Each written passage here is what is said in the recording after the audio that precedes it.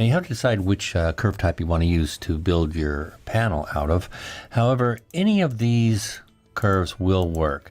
Now, because I have some really sharp corners here and maybe some tight wavy areas, I might want to choose a Bezier curve.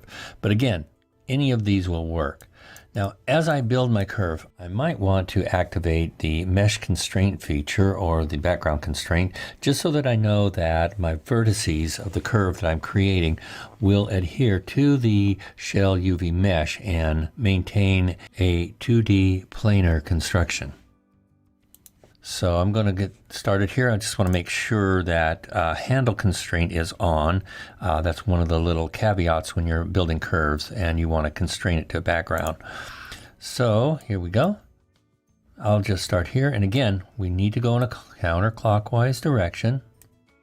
And I want to make sure that I don't get too close to the edges because you might find that your panels or your curves will go astray and won't adhere to the UV map of the shoe.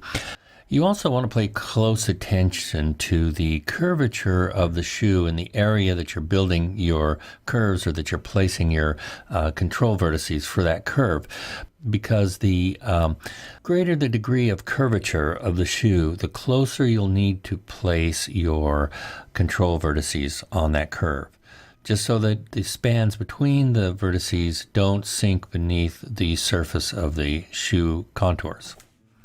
And again, if the curve goes astray, goes off of the edge of the shoe for any reason, like that, as you can see, it's no big deal. You just grab the control vertice there and just bring it on back onto the UV map. Now I'm going to go ahead and pause the video for now and return just as soon as I'm nearly done with the curve.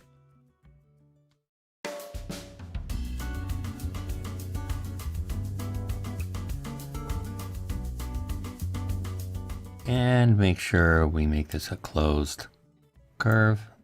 And there we go.